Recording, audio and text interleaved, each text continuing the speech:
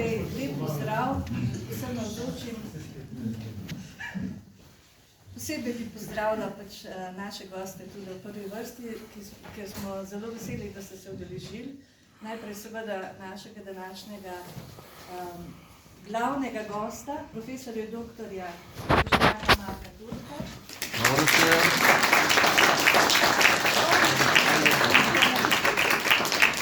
Potem našega v Državnem zboru, gospoda Moškarca. Pozdravila bi tudi enega od recenzentov te knjige, katere predstavitev bomo danes poslušali. To je dr. Anton Velušček. In pa danes tudi, ker ste prvič med nami, tudi pozdravila našega gospoda župnika, gospoda Jerneja Mareka.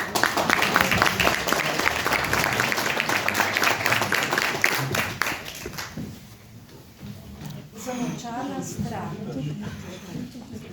Če kje, potem v Rovtah vemo, kaj pomeni biti na zamolčani strani zgodovine. Ker so se Rovte med prvimi uprle komunizmu in z izjemo nekaj redkih posameznikov zavrnile sodelovanje s partizani, je bilo maščevanje po koncu vojne totalno. Umorili so domala vse vrnjene domobrance in umorili so tudi 64 od 94 mož, ki so se šli po končani vojni javiti v Logatec, kakor je veleval razglas novih oblasti. V Rovtah je zavladal prisilni molk in Rovte so pristale na zamolčani strani zgodovine.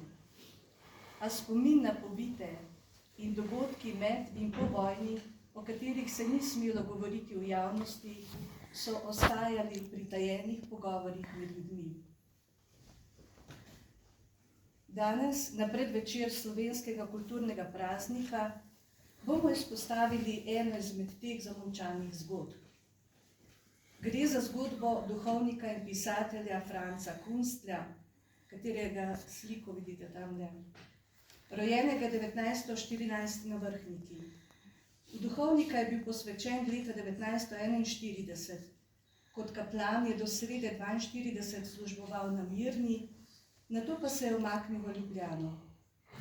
Po škofovem naročilu je leta 1943 odpotoval v Rim v karitativno akcijo, nato obiskal koncentracijsko taborišče v Padovi, po vrnitvi 1943 pa je bil imenovan za kurata za postojanko Mirjenske doline. Dejansko pa je že od začetka in nato tudi po uradnem imenovanju 1944 služil kot domobranski kurat v Rovtah. 5. maja 1945 se je z rovtarskimi domobranci umaknil na Koroško, bil vrnen iz Vetrinja in nato skupaj z drugimi bil zaprt v taborišču Teharje. Tam so ga po spoznanju, da je duhovnik, posebej mučili in je bil verjetno umorjen že v samem taborišču. Franc Kunstelj je pričel prva prozna dela objavljati v reviji Domače vaje, nato kot bogoslovec v zborniku Mlada setev, katerega je od leta 1937 do 1941 tudi urejal. Istočasno je svojo kratko prozo objavljal tudi v katoliških revijah, zlasti v Mladiki, Vigredi in Domu in Svetu. Snov za dela je zajemal iz vrhniškega okolja. V črticah in novelah je slikal ljudsko revščino, socialno krivičnost in življenjsko razvratnost. V delih z religioznimi motivi pa se pojavljajo etična razmišljanja. Leta 1945 je imel za tisk pripravljeno prozno zbirko, ki pa zaradi njegovega odhoda v begunstvo ni izšla. Šele 1975 je Tine Debeljak v Buenos Airesu izdal njegovo antologijo z naslovom Butara. Kunstelj je pisal tudi gledališka dela. Za amaterska gledališča je napisal več dramskih del. 3 dejanka za velikim vzorom je bila objavljena 1972 v Buenos Airesu. Zgodba Franca Kunstlja je le ena izmed mnogih zamolčanih zgodb. vpeta v okvir zgodovine povezane z našo vasjo. Profesor dr. Boštjan Marko Turk pa bo danes s knjigo Zamolčana stran predstavil širši, v katerega je vpeta zamolčana stran zgodovine slovenskega naroda v 20. stoletju. In še nekaj kratkih besed o današnjem avtorju. Je redni profesor na Univerzi v Ljubljani za francosko in frankofonsko književnost. Od leta 2020 član Evropske akademije znanosti in umetnosti v Salzburgu, januarja 2025 izvoljen za dekana prvega razreda humanistike. Je tudi član Evropske akademije znanosti in umetnosti in književnosti v Parizu. Kot stalni komentator je sodeloval v oddajah Faktor in Ura moči, trenutno pa komentira v oddaji Ura resnice na Info 360. Piše pa tudi kolumne za spletni portal Požar Report in portal 24, veliko pa je prisotno tudi v medijih na Hrvaškem. Pa še verjetno kaj pa, če sem kaj pozabila, gospod Turk, boste pa še vedno da. Tako da zdaj pa kar vam predajem besedo in razpadno.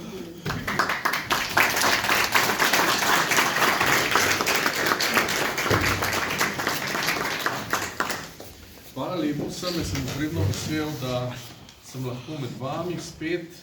Videli smo se 10 mesecev nazaj in če me boste za 27. april po Vrotah ni nobene zastave, ki je ena izmed redkih, bi rekel, izmed redkih naselij, oziroma krajev v Sloveniji, ki nobene zastave bom z veseljem prišel. Pa bom še kaj povedal. Seveda, ta moja knjiga Zamolčana stran v naslovnici je slika Jošta Cnoja. Slika je v bistvu v Zürichu, se imenuje L'œil de Dieu, oziroma po slovensko Božji pogled, Božji pogled, in spodaj je pa Macesnova gorica. Naslov slike je Božji pogled, Macesnova gorica. In ta slika pove več kot, bi rekel, vse ostalo, kar bi meni uspelo tukaj za izraven obrazložiti, da naj se navežem na današnji dan, se pravi predvečer praznika, in poskušam govoriti po resnici, ker danes bo pač žal Cankarjev dom ponovno najverjetneje zlorabljen za to, kar je Andrej Capuder na znamenitem govoru v Cankarjevem domu, se pravi prvo osamosvojitveno leto, ko Slovenija postaja samostojna država, leto 91, rekel, da je pač kultura v prejšnjem režimu temeljila na tem, da si zdrava jabolka meto iz košare v neko hranja ugnila, in da je z Prešernovimi nagradami oblast nagrajevala ne talenta, ampak ideološko zvestobo sistemu. No, najverjetneje se bo nekaj podobnega zdaj tudi zgodilo, najverjetneje bomo videli spet, bi rekel, škandalozne stvari, kot smo jih že videli, ne omenjam žensko, ki doji, ali pa psa, ali pa pač tisto, ki si kaže trebuh skozi slovensko zastavo. Ampak kljub temu, mi smo zavezani resnici, resnica je, spoznajte resnico in resnica vas bo osvobodila. V tem smislu bom povedal nekaj, kar bom pač poskušal združiti z vsebino svoje knjige. Ta knjiga je seveda tudi namenjena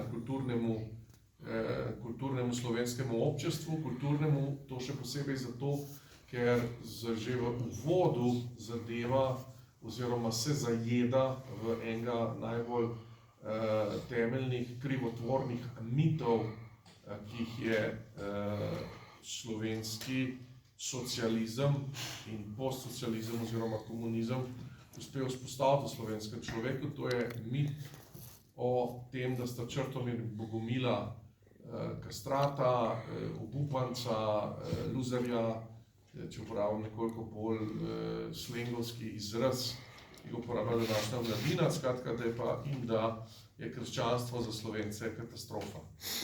Ne posebej jaz tega imena nisem vedel, ampak Ravta izredno cenim.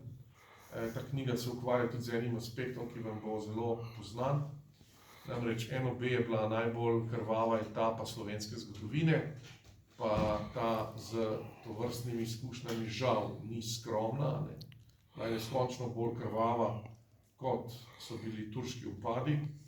Pa prosim, jaz z njimi, ne glede na moj priimek, nimam nič. Ampak preprosta aritmetika, ki je ne boste nikjer slišali, je ta, da je zato, da je padlo 3000 nemških vojakov, podatek je točen, je preverjen nenazadnje pri dr. Jožetu Dežmanu, s katerim sem se konzultiral, da je padlo 1000 italijanskih vojakov in zdaj pa to je odprto. 2-3 ducate madžarskih orožnikov, ampak je brez pomena. Skratka, da je padlo tam 3-4 tisoč ljudi, je moralo umreti 90 000 Slovencev. 90 000 Slovencev.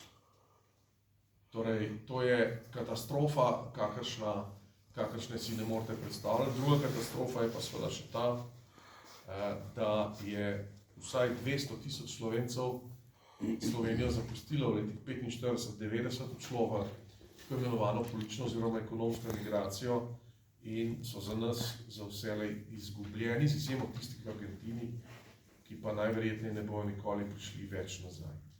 Tako kot so rovte, v bistvu neke vrste so povsod po Sloveniji tako najbolj grozljive vrzeli, to so demografske vrzeli. Za rovte sem slišal, sem tudi povedal, sem predstavitev knjige Vidim dobre polje, da se je prvi otrok rodil še leta 55, 10 let po vojni, zato ker ga pač ni imel nihče spočeti, ker so bili vsi fantje mrtvi. Teh demografskih vrzeli je recimo v dolini Vidim dobre polje, se pravi Supla, pa ta dolina manjka danes 10 000 ljudi, ker so prav tako pobili vse mlade fante. In tragična zgodba Franca Kunslja, za katerega je izredno lepo, da jo obujate na predvečer Prešernovega kulturnega dne, gre v ta kontekst demografske luknje. In to je ena stvar, s katero se v Sloveniji nihče ne ukvarja, zato ker bi se vsak ustrašil, če bi to zračunal. Partizansko vodstvo, bom jaz rekel tako, je samo na Notranjskem in na Dolenjskem med vojno pobilo več civilistov, kot je padlo nemških vojakov. Ta podatek je 3200 civilistov so pobili.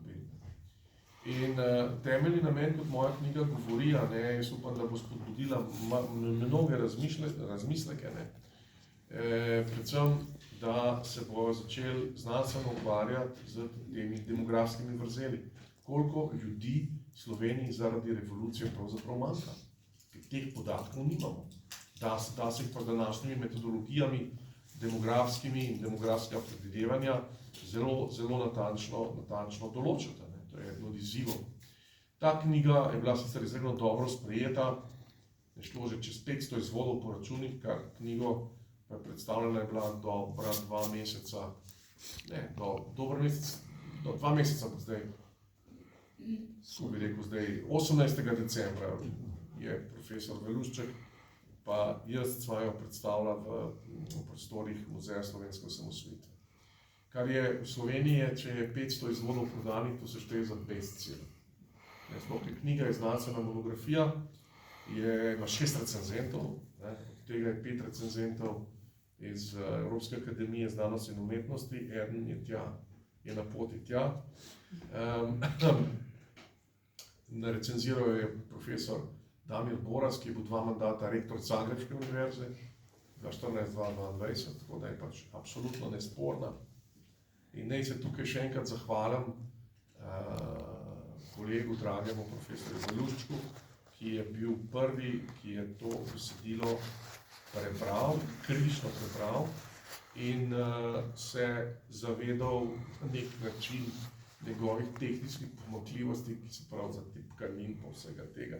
To je neverjetno, bi rekel, z neverjetno skrbjo je to prebral. Po drugi strani pa tudi povedal, da gre tu za neke vrste prelomno delo in da se v ozadju tega, kar sem napisal, slika duhovni boj med dobrim in med zlim. In zdaj pridem potem k rdeči niti te knjige, seveda, ki vas zadeva in ki zadeva vse Slovence. Ta knjiga je v bistvu neke vrste zgodovina Slovencev skozi 20. stoletje in v naš čas, kajti to 20. stoletje se nam je potegnilo, absolutno ga živimo še danes.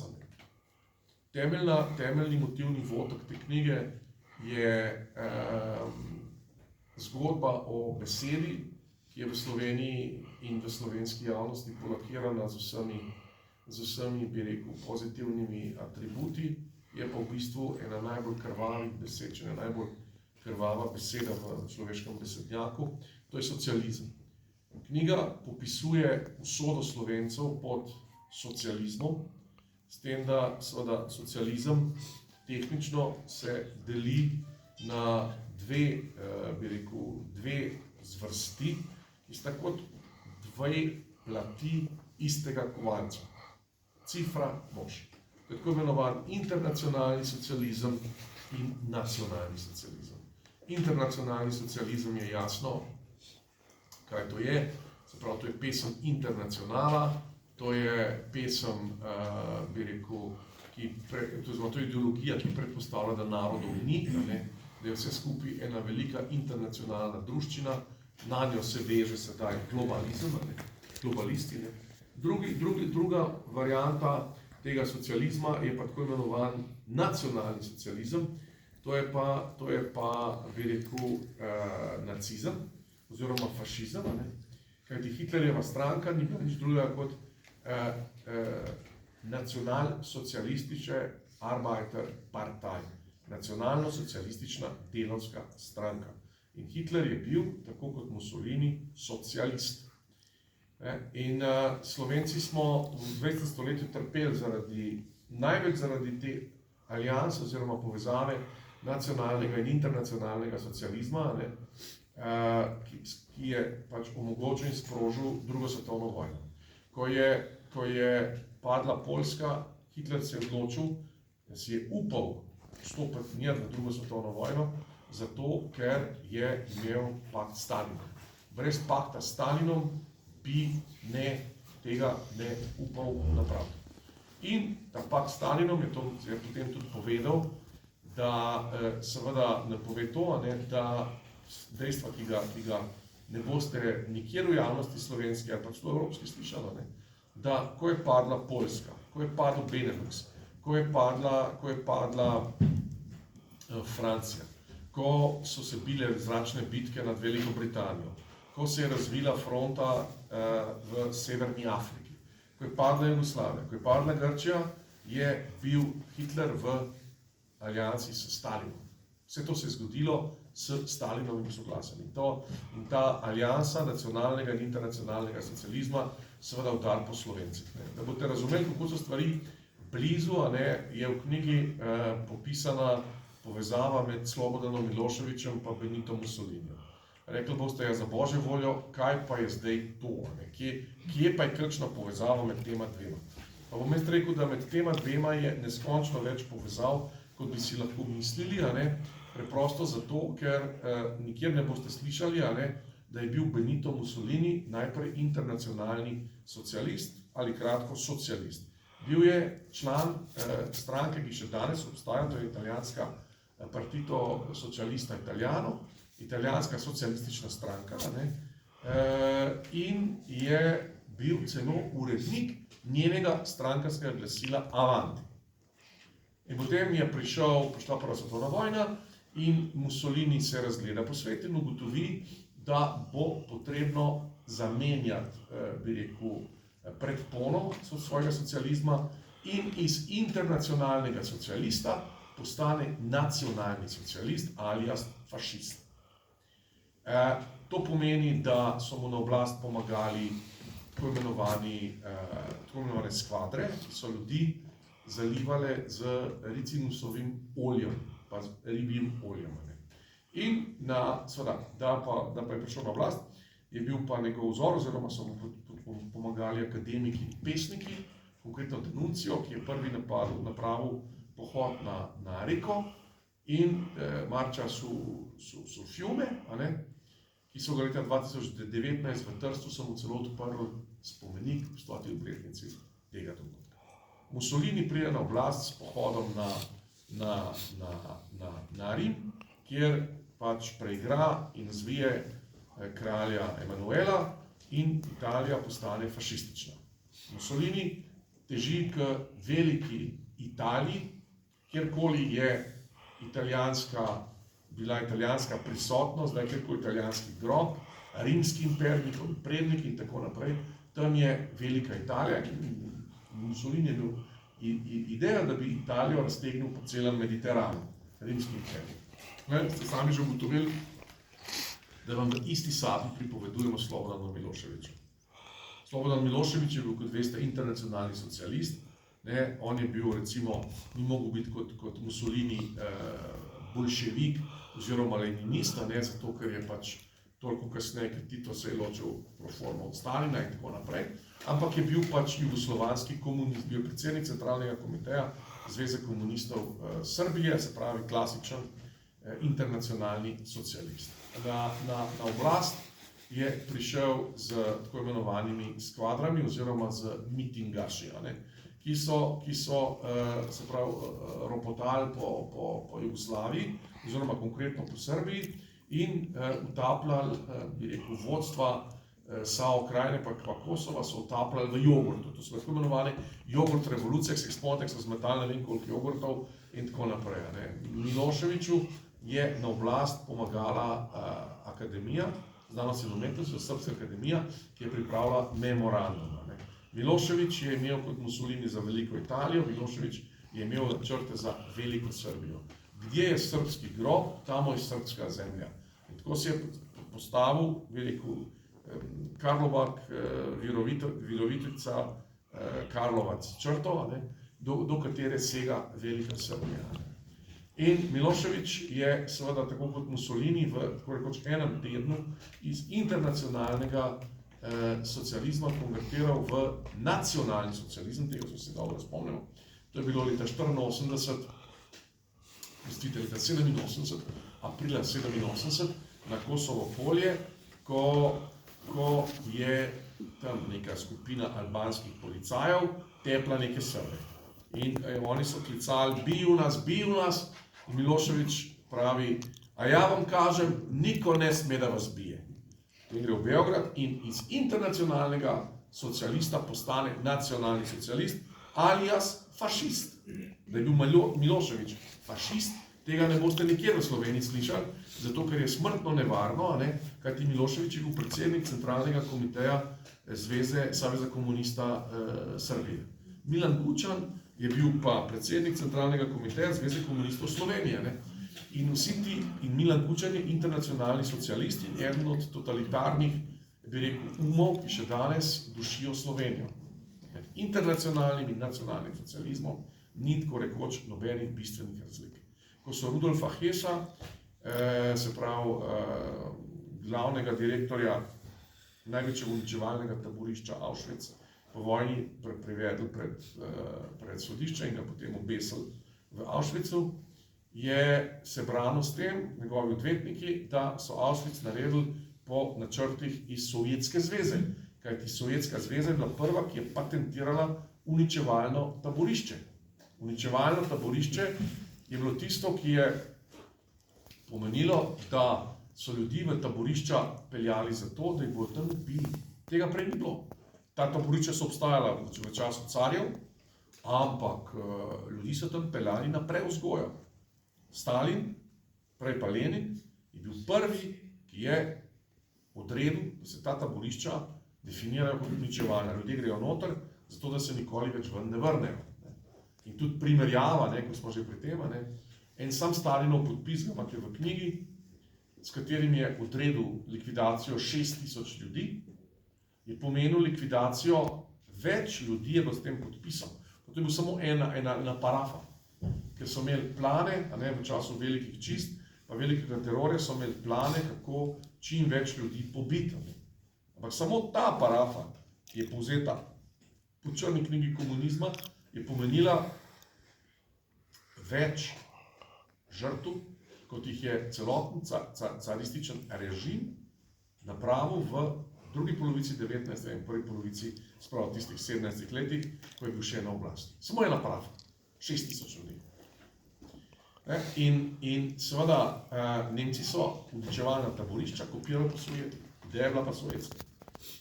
Drugo, recimo, če pogledate zastave 20. stoletja, vas bo presenetilo 200 zastave, ki sta si izredno podobni.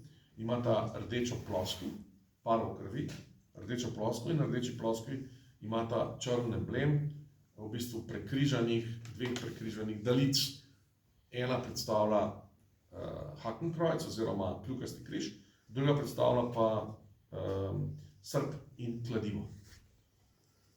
Dve najbolj podobni zastavi v 20. stoletju. Skratka, ta hudič se zateče k nam. Slovenski komunisti, ko napade Hitler Jugoslavijo in s tem Slovenijo, so v paktu z Stalinom in na kraj pameti ne pade, da bi se postavili za domovino. Potem pa organizirajo tako imenovano narodno-osvobodilno borbo, ki ni ne narodna, ne osvobodilna. Preprosto, kot sem vam povedal, zato, ker ni narodna, ker število žrtev, ki sem vam jih povedal, absolutno ni v nobenem sorazmerju z, bi rekel, interesi, ki bi jih slovenski narod eventualno imel. Tukaj je pač za nič padlo bistveno preveč ljudi in da ni osvobodilna, je pa dejstvo to, da se je en totalitarizem je zamenjal drugi in ta je pa terjal več žrtev v bistveno krajšem času, kot pa prejšnji. Nacionalni socializem je zamenjal internacionalni socializem. Kaj je ta prinesel v vaš kraj, v Rovte, veste sami. Mnogo krajev je, če gre zdaj nazaj na svoje izhodišče, ki imajo tako imenovane opazne demografske vrzeli, v katerih manjka toliko generacij ljudi. In te vrzeli so nepovratne. Samo s tem se nihče ne ukvarja, ker je to pač tema, ki razkrinkava, zakaj je pravzaprav šlo 45 in zakaj gre še danes. Gre samo za 90 000 Slovencev je moralo umreti. 200 000 Slovencev je moralo, bi rekel, pobegati od doma po vojni, zato, da so ti gospodje tovariši, kot sem jih predstavil v svoji prejšnji knjigi, na oblasti. Oni znajo in razumejo samo eno stvar, to je priti in biti na oblasti. Prihajajoče volitve, seveda, ki bodo neke vrste plebiscit, vnovičen plebiscit, 35 let nazaj smo se osamosvojili, zdaj se moramo pa še osvoboditi dejansko. In knjiga prinaša pač neverjetne, bi rekel, analize, smo tudi jaz presenečen. Mogoče najbolj pomemben je 5. del, čeprav vsi so pomembni. 5. del, ki demontira tako imenovano lažno mitologijo, na kateri slonijo tisti, ki vladajo v Sloveniji že leta 45 naprej. To je pa to, da imajo oni tako imenovan mandat zgodovine. Samo poslušajte Kučana. Kučan ima mandat zgodovine, da ukazuje, kdo so fašisti, kajti oni so antifašisti. Kar sploh ni res. To moja knjiga govori. To sploh ni res. Vi ste fašisti, zato ker je Slobodan Milošević bil fašist in zato ker je fašizem samo druga plat istega kovanca, iste medalje. Nobene razlike. Bistvena razlika je pa seveda, ker ta zgodba ima pa seveda veliko opozicijo. Nacionalni in internacionalni socializem sta oba usmerjena zoper narod. Internacionalni socializem seveda pa internacionala smatrata narod za nekaj preživelega, malomeščanskega, brezveznega. Nacionalni socializem smatra pa svoj narod za nekaj absolutno posebnega, ostale narode pa mrzi oziroma teži k temu, da jih uniči. Odgovor na to je pa pristno domoljubje, je narodna zavest, je na koreninah, bi rekel, narodne biti in kulture in rodovne genealogije utemeljena skupnost, konkretno v našem primeru slovenstvo. Slovenstvo je v vsem v opoziciji z internacionalnim in nacionalnim socializmom. Ne Hitler, ne Stalin, ne Tito, ne Mussolini niso priznavali Slovencev. Tega stavka ne boste slišali nikjer. Čim so pod Stanetom Kavšičem Slovenci prvič nekoliko dvignili glave v 70-ih letih, da hočejo neko približno obliko malo večje avtonomije in samostojnosti, jih je dal Tito brutalno porezati. Kot Hrvati. Mas pol. Hitler, še enkrat povem, Stalin, Tito, Mussolini in Slobodan Milošević so bili vsi življenjsko organski nasprotniki slovenstva. Tudi zato je naša država nastala v boju Davida z Goljatom, v smrtnem boju zoper internacionalni socializem. In zoper v bistvu nacionalni socializem, kakršnega je izganjal Slobodan Milošević, ki je bil po vseh kriterijih, iz katerih, ki vam jih zdaj tukaj pripovedujem in govorim, pač fašist, ker se je kot Mussolini zavzemal za veliko Srbijo. Mussolini se je zavzemal pa za veliko Italijo. Gdje je srbski grob, tam je srbska zemlja. Mussolini je rekel, kjerkoli so naši predniki živeli, tam bomo zdaj mi naredili fašistično državo. Princip je isti, vse ostalo so nijanse. In slovenska država je nastala v boju, tega nikjer v medijih ne boste slišali, boju na življenje in na smrt z internacionalnim socializmom. Oziroma z državo, ki je nosila naziv Socialistična federativna republika Jugoslavija. Tedaj 25.6.91 in 23.12.90 je bilo jasno, da bo iz tega boja izšel samo en zmagovalec in samo en živ. Drugi bo poražen, bo mrtev. In 25.6.91 smo mi to začeli. 26.6.91 nas je JLA napadla, nastala je vojna, v vojni smo zmagali, to je bil prvi bistven korak, drugi bistven korak je bil Brionski moratorij, v katerem se je začela JLA umikati iz Slovenije in tam nekje se je potem pokazalo, da je ena stran zmagala, ena preživela, druga umrla. Z Brionskim moratorijem oziroma zmago v osamosvojitveni vojni je bilo dejansko Jugoslavija konec. Jugoslavija taka ni več obstajala. Sploh pa je bilo definitivno konec 15.1.92. leta za mednarodnim priznanjem Slovenije in Hrvaške. To je definitivno konec in to, kar sem rekel, se je uresničilo, Slovenija je zaživela, Jugoslavija umrla. Kdorkoli zdaj govori o tem, da je Slovenija kontinuiteta jugoslovanske države, je bodi si nor, bodi si laže. Eno orodje, ki ga ta socializem izredno vešče uporablja, je laž. Ti ljudje so mojstri laži. V prejšnji knjigi sem dokumentiral, kolikrat Kučan laže. Zadnjič je lagal včeraj.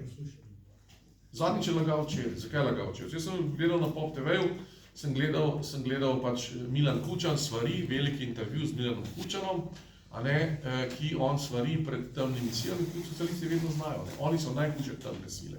Največ krvi v človeški zgodovini je bilo prelito v imenu socializma, internacionalnega in nacionalnega. Hitlerja, Stalina, Mao Tse-tunga in Tita.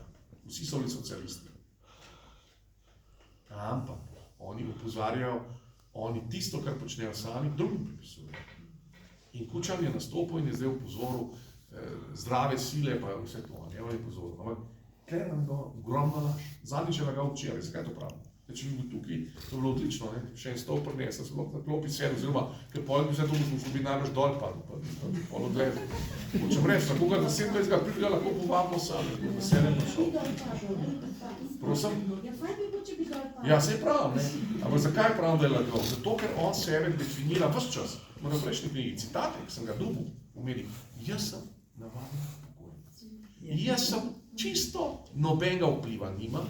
Vplivam kvečem na gebis moje Štefke, ker je zdaj Kršinar pisal, da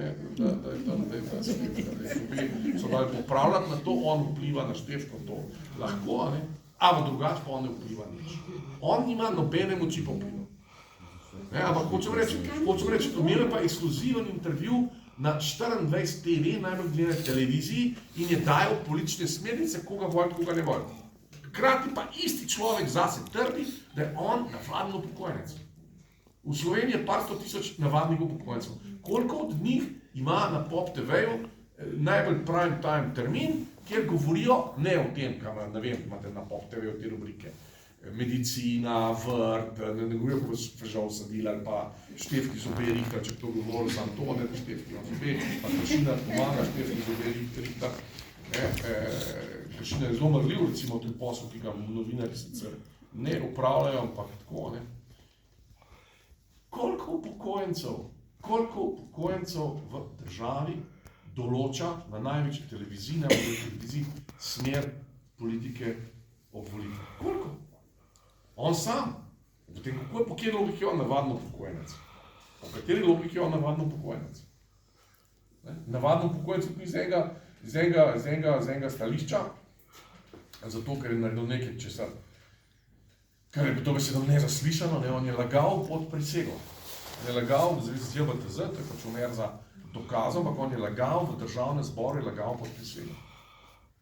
Tega noben slovenski upokojenec ni naredil. Noben. Nikoli. Lagal pod prisego, to je on naredil. In zato je Golobu pa sploh, da ne sem Golobu besedo.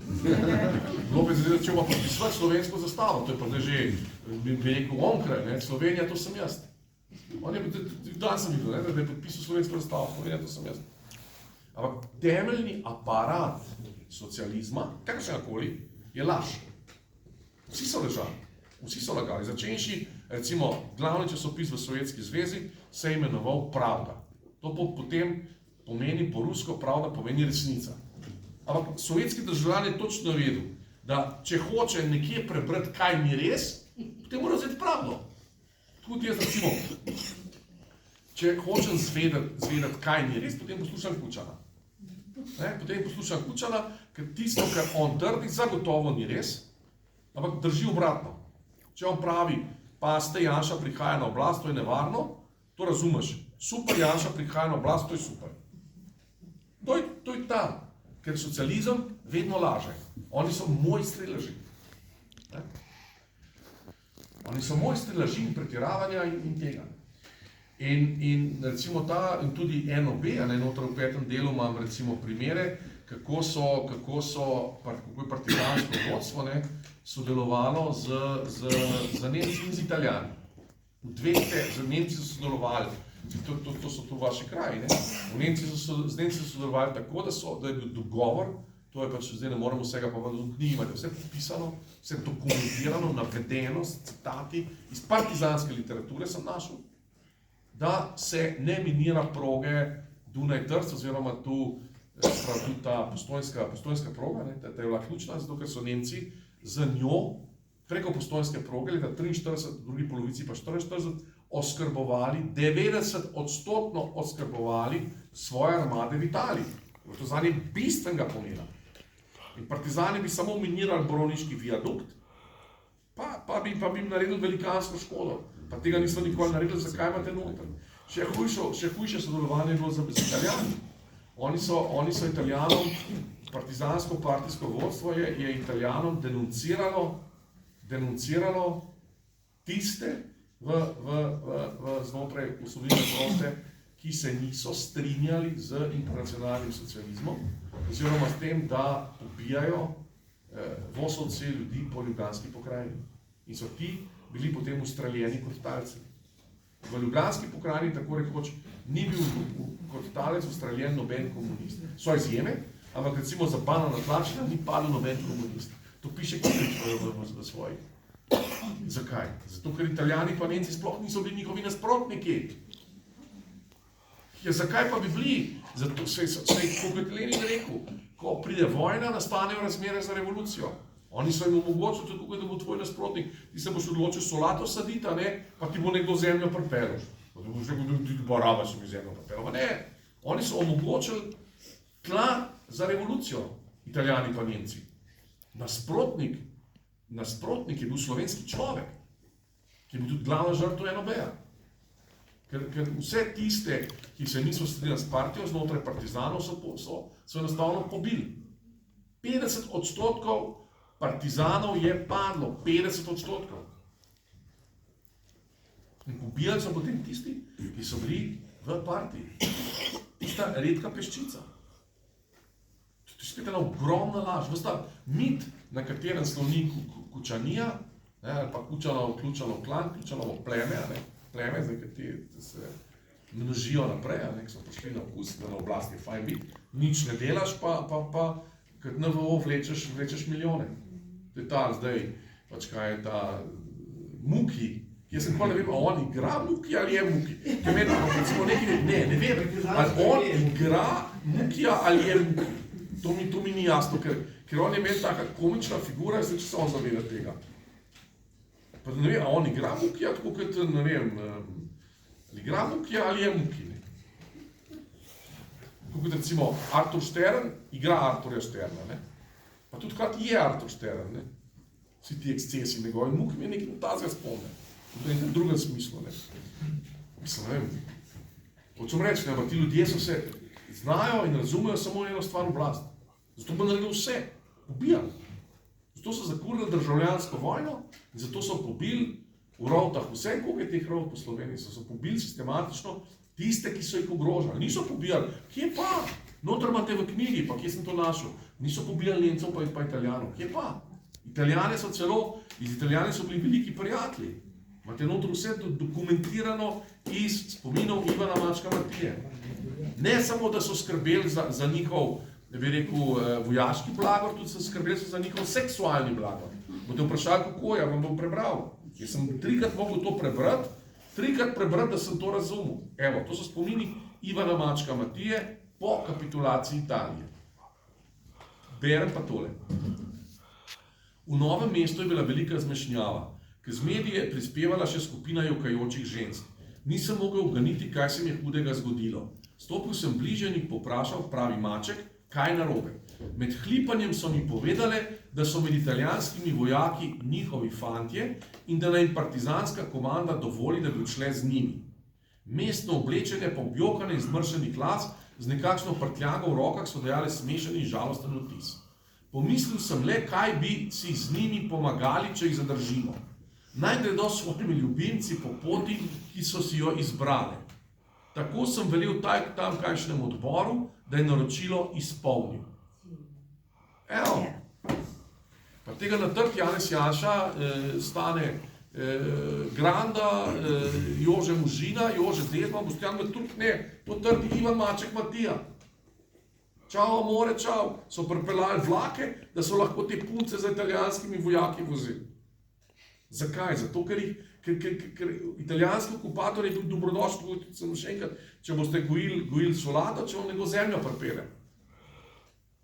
Tega ni nikjer, recimo francoska rezistenca, francoski odpor, ki je najbolj legitimen in največji odpor v Evropi, je terjal 0,05 žrtev med prebivalstvom.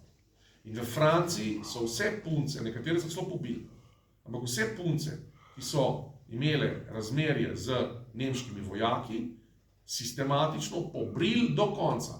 Pa to je bilo dobro, ker mnoge so tudi zaprli ali pa pobili. Tu pa slište in pa Ivan Maček Matija organizira transport k čau amore, čau Italijo. Ne? Spet demografska luknja. Ja, no, vidite, bravo, ja, to pa nisem napisal, Ampak hočem reči, ne? Zakaj so to počeli? Zato, ker Italijani niso motili, pa Nemci niso motili. Zakaj? Motili so jih pa domobranski fantje, motili so jih pa, ker ti tudi danes moti, normalno Slovenec jih moti. Zdaj ta za levico, v vladi je to prišlo do čiste popolnoma norosti. Ta vlada deluje zoper tiste, ki delajo, ki so pametni, pošteni, zoper cerkev, zoper kmete, zoper samostojne podjetnike, zoper čistijo na univerzi. Tukaj sta dva primera, na inštitutih, na ZRC-SAZU, posod, čistijo. Ne? Jaz sem za las ušel, za las.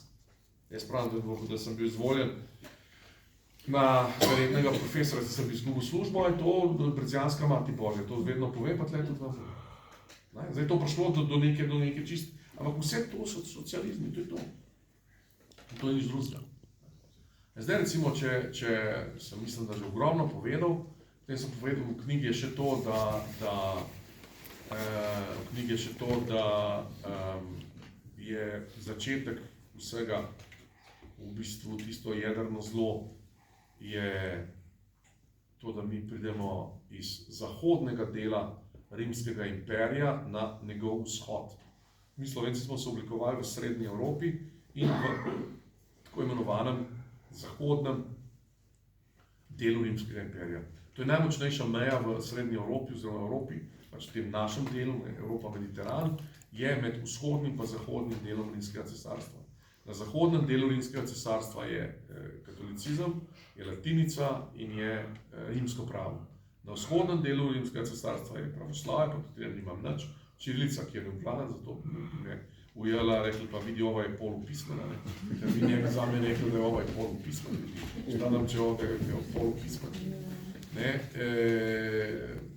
In seveda pravo tipa kadija tuži, kadija sudi, ki ga pa imamo v Sloveniji. To pa še imamo to pravo.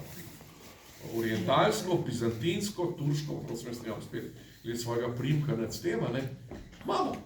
Sam Jankoviča pogledaj, zdaj sem možinaril sodnico, ki vam lahko napovem, gre staviti 1 evro proti milijonu, kako bo. Ker mu zmeri najdejo tako, da je tako.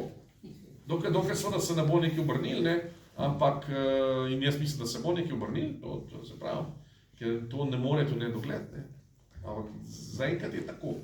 Zaenkrat smo in osamosvojitev 25.6.91 je pomenila izstop, ne samo iz tega najbolj krvavega dela 20. stoletja, v katerem smo Slovenci dali skozi, kar smo dali, ne pozabili, da je toliko Slovencev pod Mussolinijem, ne pozabili, da si Mussolini Milošević brata v bub, dobesedno. To je frapantno, mislim, te podobnosti med enim in med drugim. Ampak zakaj so mogoče? Zato, ker sta oba socialista.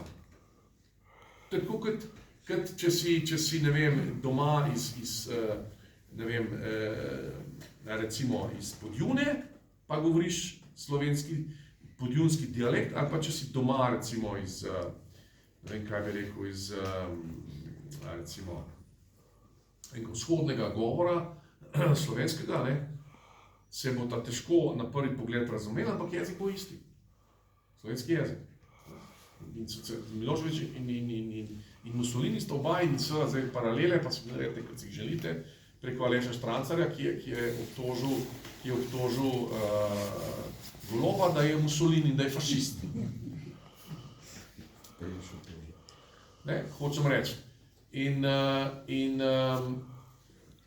jaz sem mu tudi ponudil, da pač jaz ne bi kar trdil, da je Golob fašist, tega nisem nikoli trdil, ampak to pa je pač znanstveno dokazano, da sta ta dva sistema izredno podobna. In vsaka totalitarna tendenca v internacionalnem socializmu je pač obuja spomin na to prakso. Na prakso, ki smo jo imeli in ki jo uporabil Mussolini, Hitler, Pol Pot in tako naprej. In tu potem je Slovenci pridemo. Potem je še ena zadeva, ki je zelo zanimiva, je noter, da rekel sem skozi, da je socializem laž in prevara. In noter imate, da ta glavna socialistična ikona, ki je še danes čaščena, je spet ena velika prevara, predvsem v tem, da Josip Broz ni bil Tito. Prinašam v knjigi najbolj neposredne forenzične dokaze, ki zadevajo njegovo velikost, njegovo znamenje na prstu, pohabljen prst, ki ga Josip Broz imel, ki ga 10 let kasneje še Dedijer vidi, in zadevajo potem tudi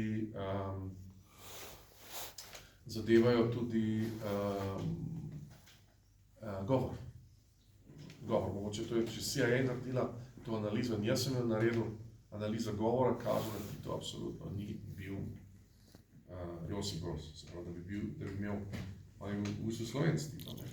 Josip Broz je bil Slovenec, ker sem vsaj 7 let je hodil v prvih 7 razredov osnovne šole naredil na slovenski strani.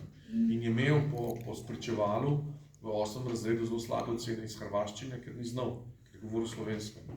Tito ni nikoli govoril slovensko v knjigi. Imate en sam primer, ki sem ga napisal. Ni znal slovensko. Ne, seveda, se ni govoril, se ni mogel govoriti, če ni znal. Tudi jaz ne govorim kitajsko, ker ne znam. Ne, tudi turško ne znam, prosim. Turško ne govorim, ne glede, kaj si bo to mojem primku mislil. Ampak hočem reči, ne, in to je same laži. Sama pretvarjanja in same laži, ne. Zdaj, seveda, prva žrtev tega, ker pišem, smo danes že pri kulturnem prazniku, nekaj tega sem že povedal lansko leto, a potem zdaj knjiga je pred izidom, pri Matici izide in potem s nekimi bistvenimi poudarki dopolnjen. Tu se moram spet zahvaliti kolegu, dragemu Antonu, pač, ki je tudi to prebral, ne, kritično, ne, in je popravil in je zdaj to pred tiskom. Ne. Prva žrtev socializma v Sloveniji, tako rekoč, je bila največja pesnitev slovenska, to je Krst pri Savici. Krst pri Savici sem potem študiral še naprej, ne, in sem najdel, da je to v bistvu ep, ki narod vzpostavlja.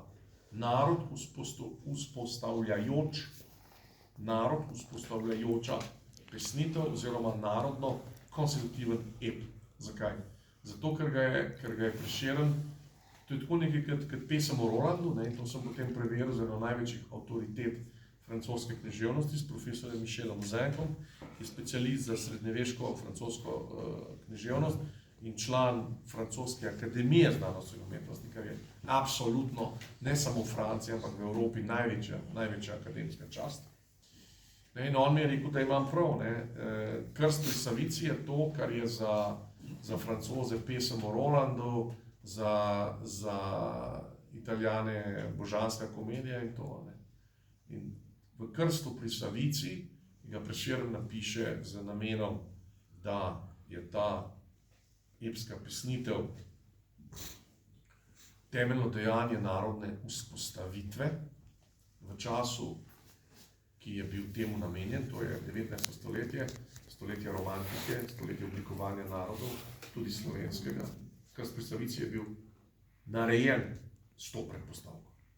Zato sega v genezo slovenstva, zato sega v dejstvo, ki je ključno, pa ki ga ne boste nikjer slišali. Tako, da ga nihče od literarnih zgodovinarjev ni uspel videti, jaz tega ne vem.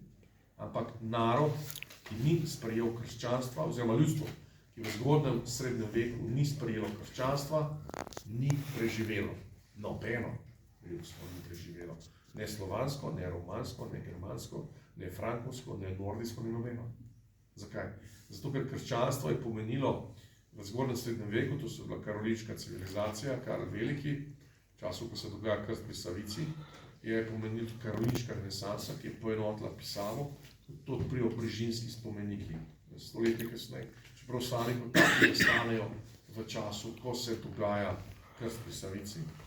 Tedaj se slovenski narod odloči za preživetje. Črtomir, kot sem vam razlagal, zapusti območje poganstva, zato ker poganstvo pomeni smrt, dobesedno smrt pomeni pač tudi v kontekstu, bi rekel, transcendence in večnosti človekovega življenja. Poganstvo ne uči, poganski bogovi nimajo nobene moči, ker so samo povzetek, bi rekel, človeških izkušenj. Ljudje so bili prvi, ki so učili, čeprav so bili čist narod iz puščave, nomadi, imeli so palco, pa 5 ovac, pa 2 koze. Ampak potem so bili pa Babilonci, Asirci, Feničani, ki so imeli pa tehnologijo, matematiko, astronomijo,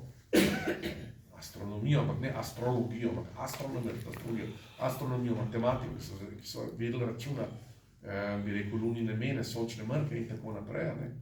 Ampak ti so učili, da, torej Feničani in ta poganska verstva, so učili, da sta luna pa sonce 2 božanstvi. Da so recimo gore božanstva.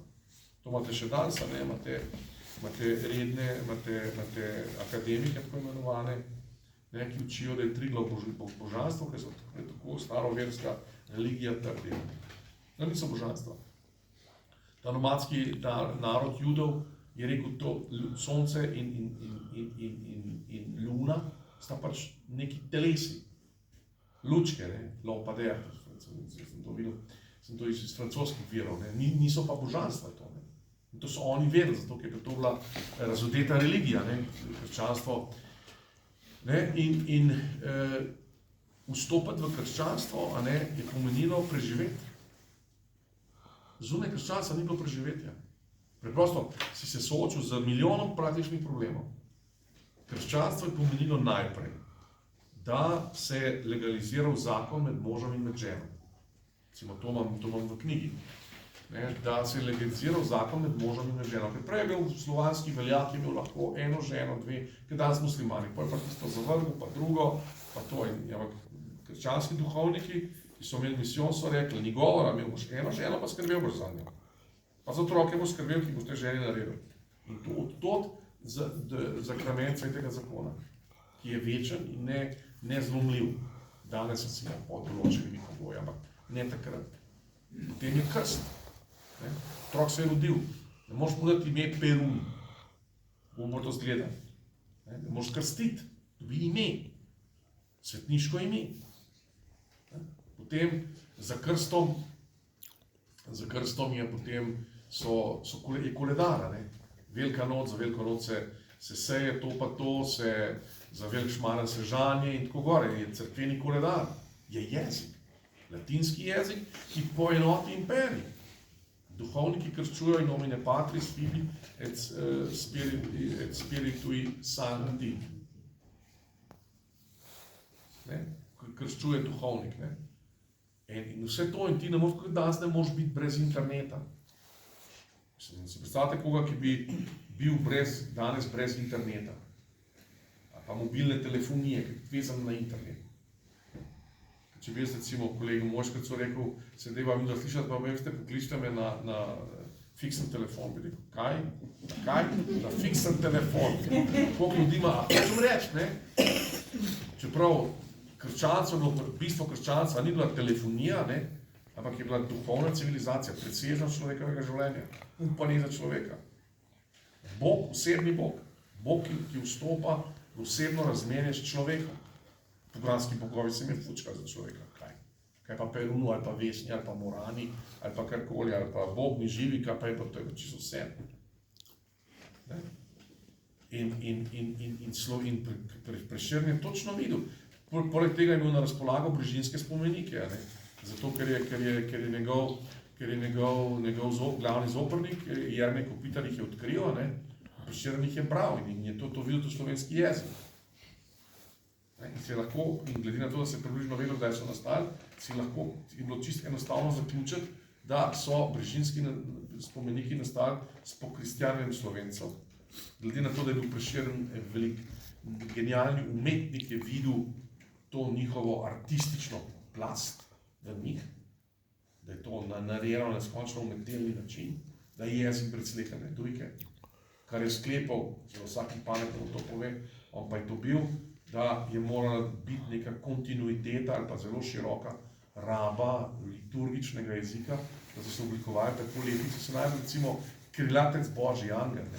To recimo je dokaz za brižinske spomenike, angel, on se je grški, danes pravimo angel, ne pravimo recimo krilatec Božji varuh moj, ne rečemo, angel Božji varuh moj, ne?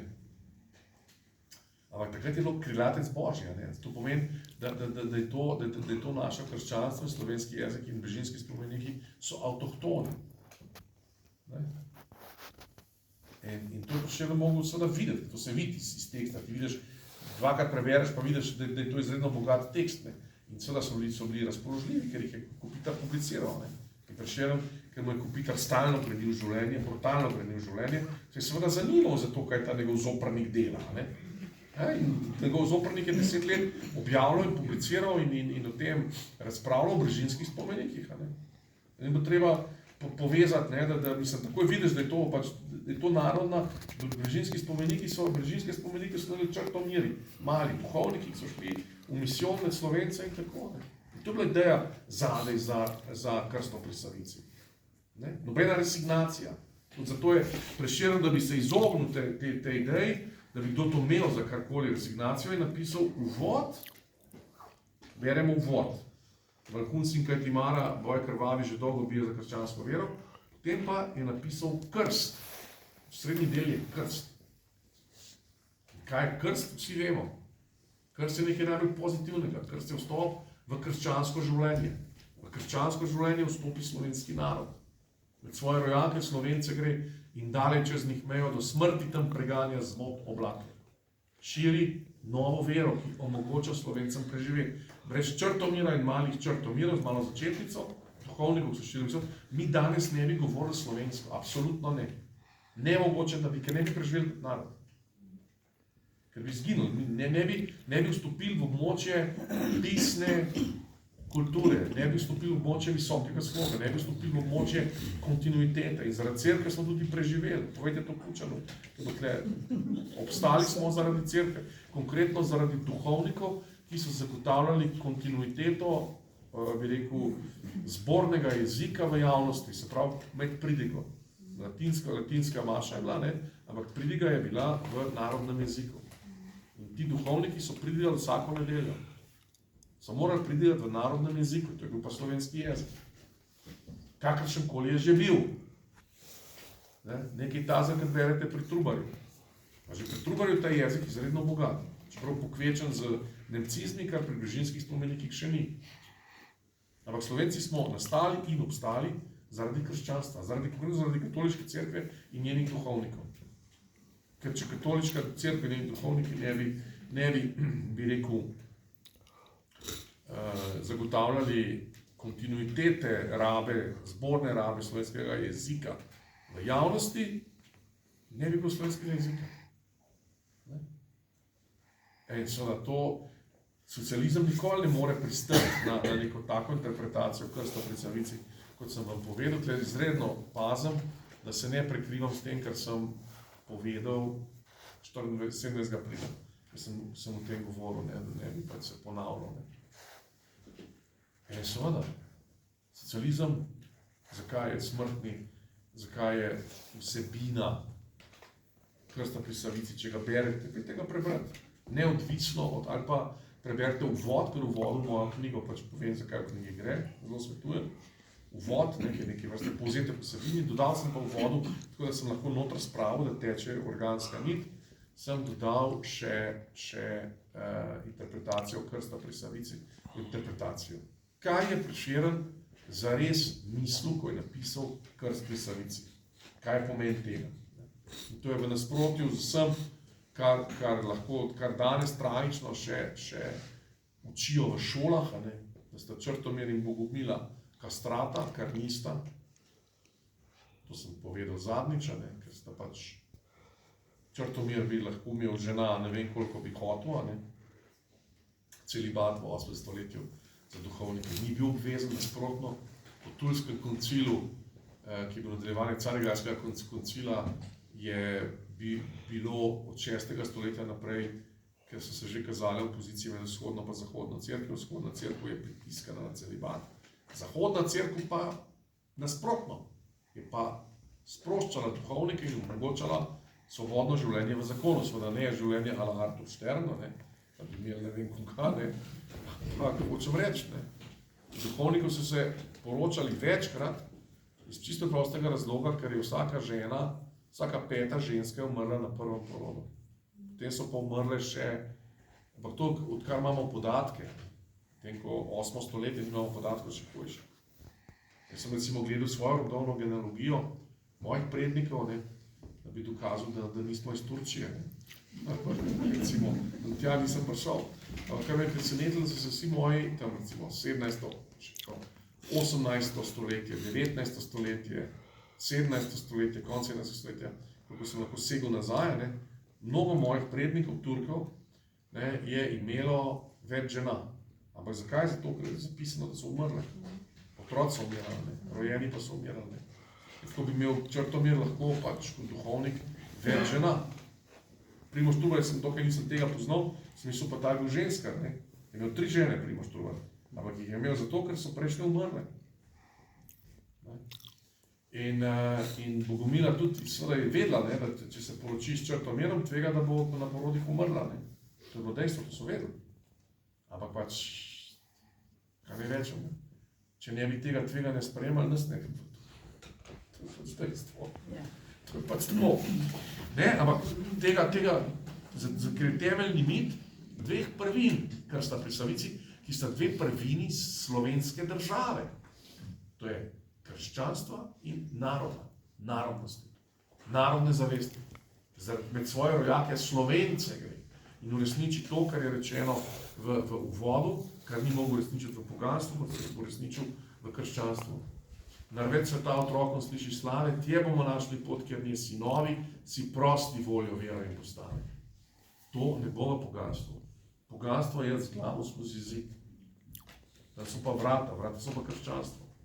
In dejansko je Prešeren napovedal slovensko državo, ki je nastala v kontekstu še tedaj krščanske Evrope. Danes ne bi več nastala. Moramo vedeti, da slovensko državo so nas zunaj omogočili, mi bi se lahko raztrgali, pa tega ne bi bilo.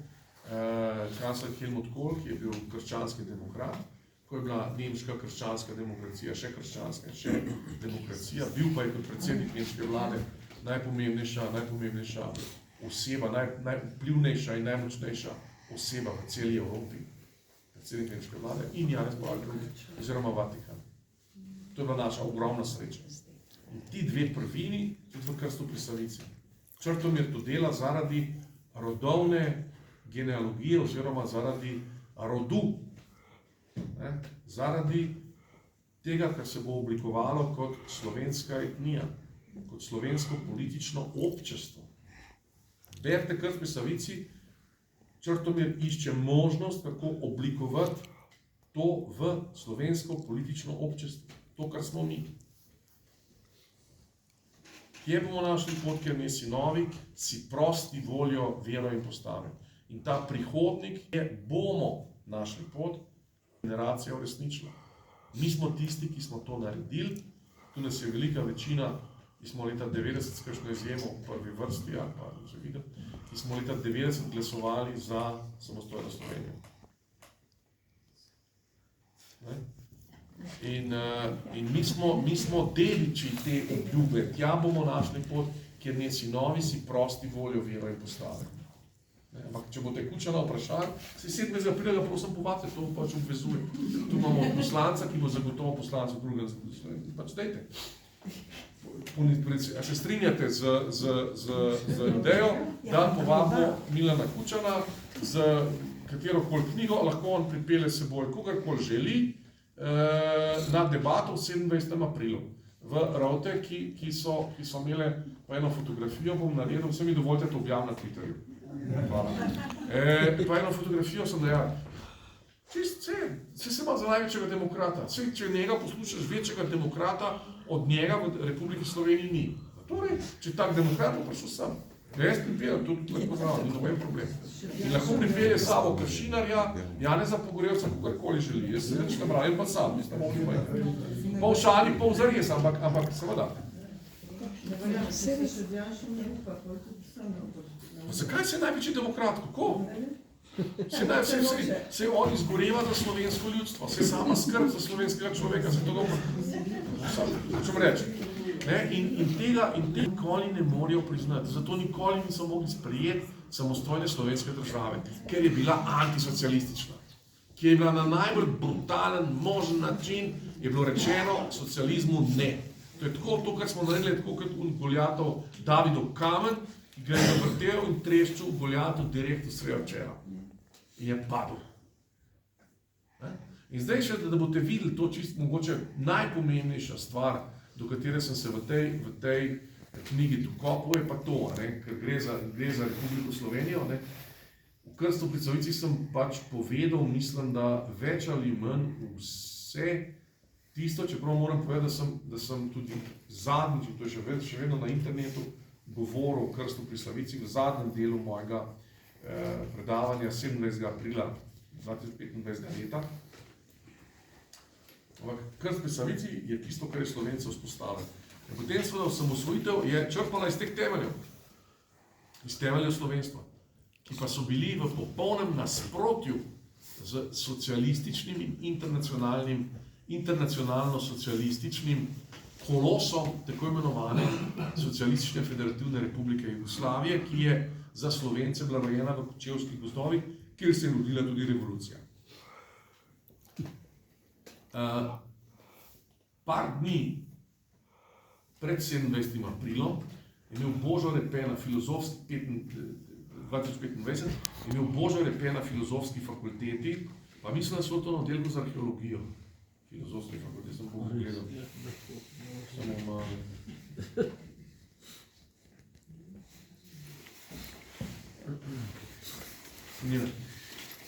To so vse, zagotovo na filozofski fakulteti je imel predavanje, v katerem je povedal naslednje, kako je nastala samostojna Slovenija. Povedal je tole.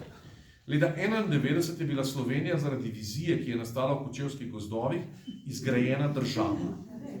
Osamosvojitev ni bila začetek, temveč konec poti, ki se je začela med vojno. In to je Kučanova, ker zdaj oni to je čista laž. Ampak gledaj, dokler jaz nisem našel v Andreju Inkretu, ki je napisal knjigo o Edvardu Kocbeku, nisem našel Kocbekove izjave iz Kočevskih gozdov, iz časa pred podpisom Dolomitske izjave, iz časa, ko je bil on najožje in najtrdnejše jedro partijsko-osvobodilno frontnega gibanja, bil eden od 5 ljudi, ki po Dolomitski izjavi so jih disciplinirali, ni pomenil nič. Predtem je pa rekel tole. Kocbek je tedaj napisal tole.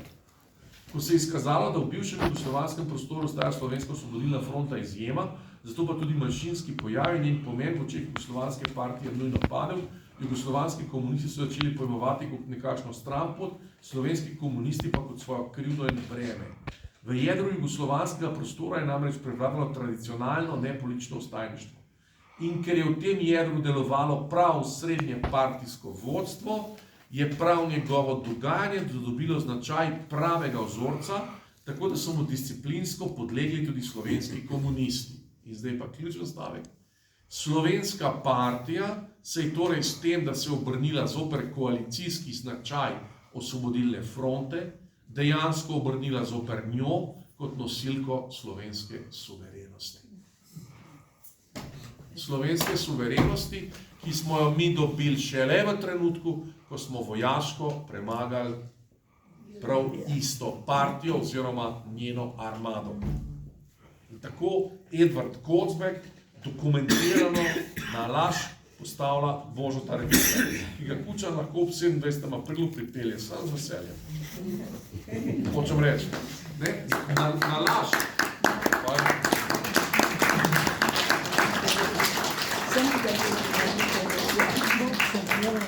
Na laž ga postavlja, zato ker je vse, kar je ta socializem naredil, je ena sama laž.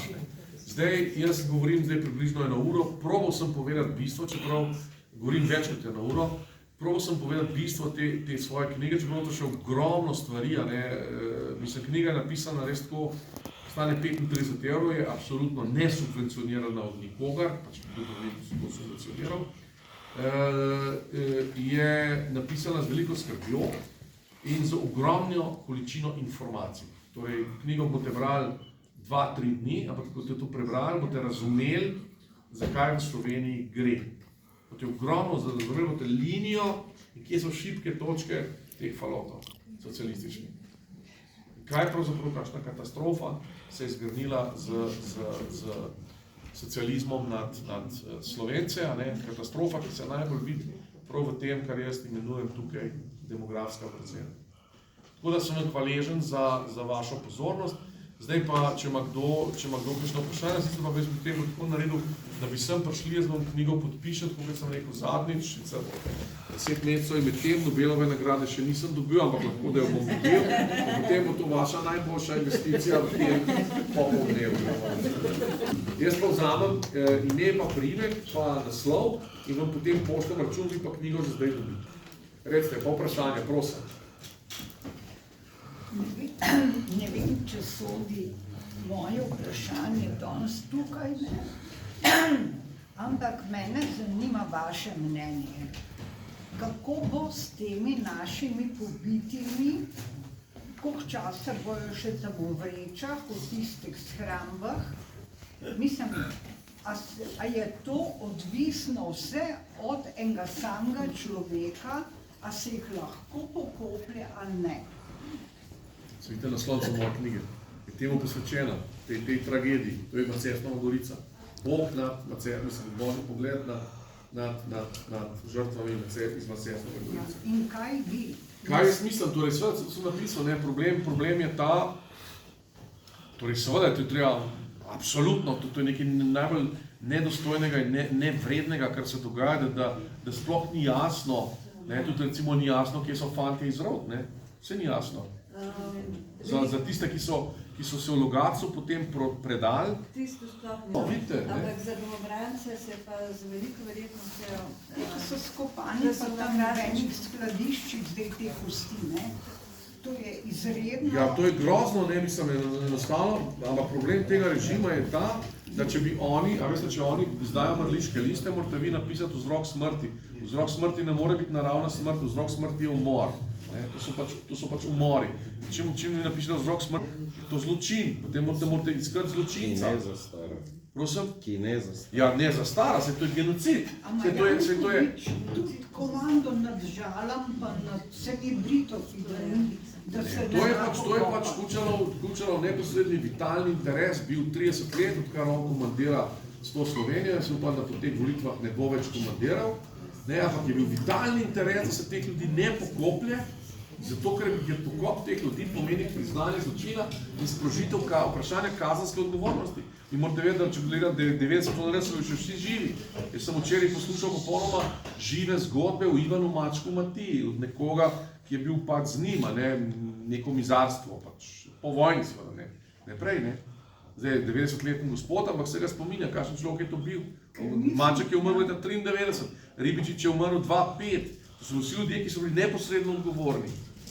A veste, in seveda, oni so to odlagali, ker vsak pokop mrtvi bi pomenil vprašanje, vam pa to največ pove o značaju nekoga, kot je Milan Kučan.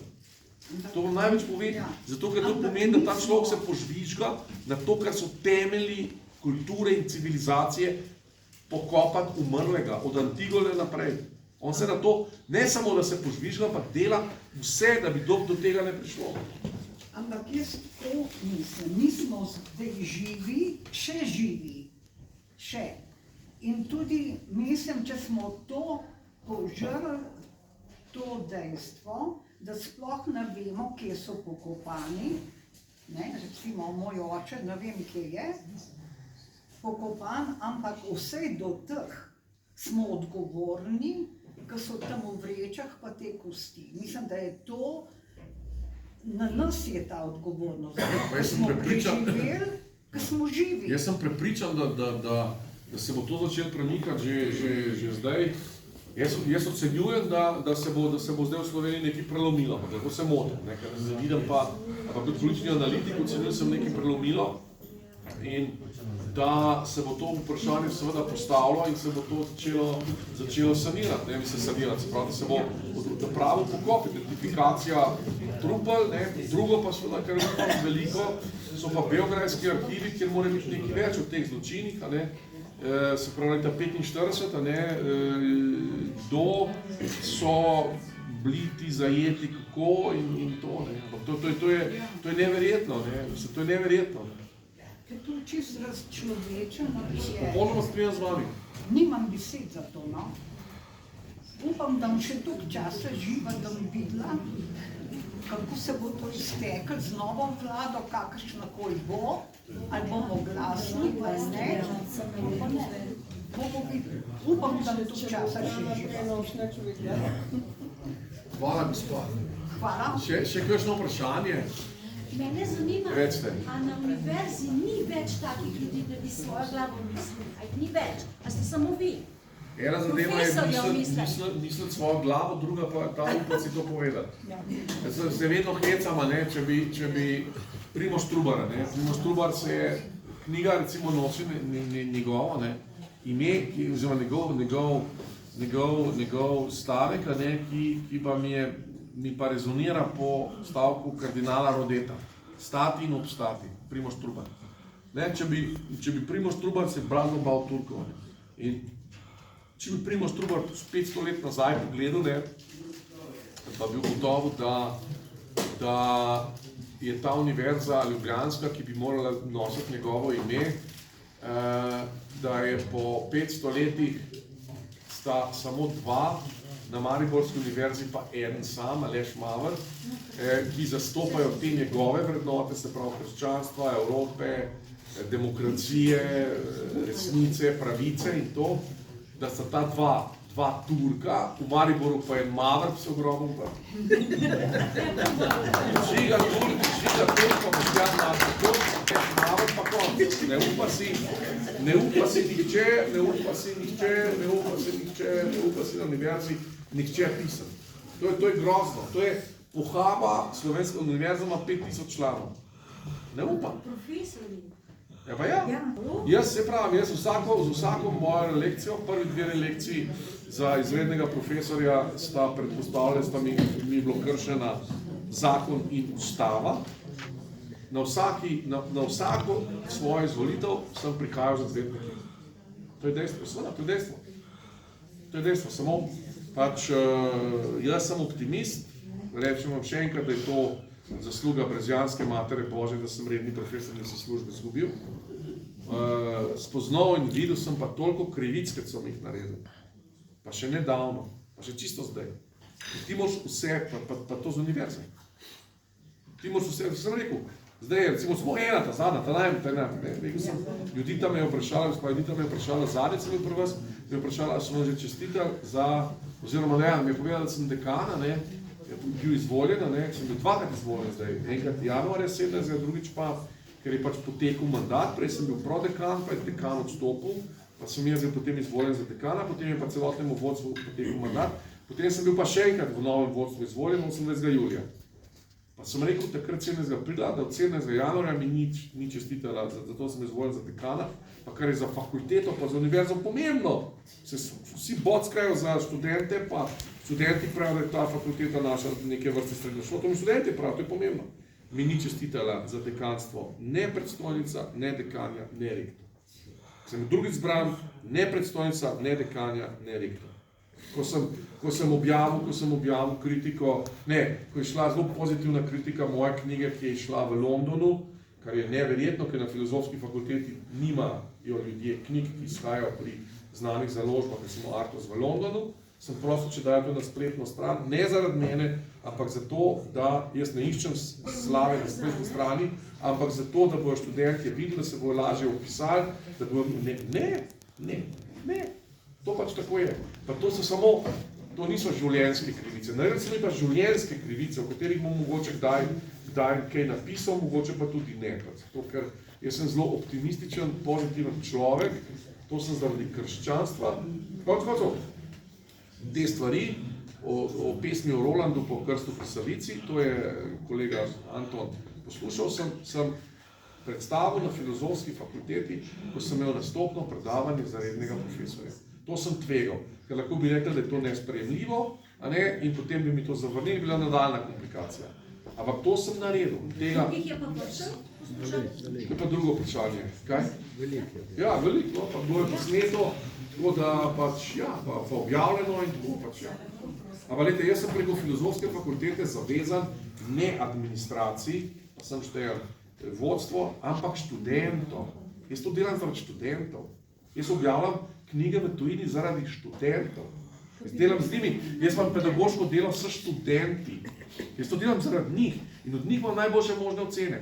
Kakšne predmete mi ocenijo vse spet. Ne? Jaz to delam, ne delam iz tega zaradi, in tudi pišem knjig, delam zaradi študentov, sem tudi kakšno dal te knjige, to pa delam zaradi ljudi, ker to moram, ker to moja dolžnost, ne moram tega ne delati, ker potem tega ne bo delal noben.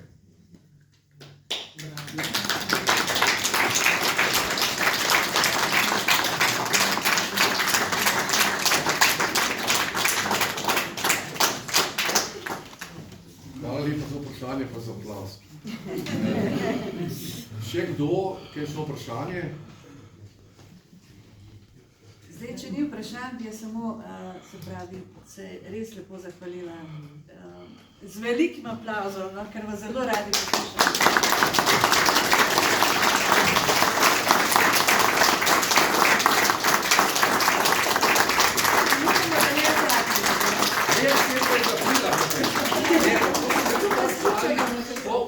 Pol šali, pol zares, ne imate poslancev državnega zbora, ker sem prepričan, da bo v drugem mandatu in se to pač da narediti, se da uradno vabilo, vi zastopate kraj, se pravi, okraj, v katerem je kraj, ne, se pač uradno vabilo napiše na urad predsednika, se je najbolj demokratično, ne da se ga zafrkava, ampak da se povabi še recimo Boža Repeta, ki je napisal, pač čisto logična zveza, ki je napisal monografijo prvi predsednika, ne, in ker zagovarja tezo, in pa se da narediti. Premka, če bo še v parlamentu. Premk je neopustno. Premk ni primeren za to.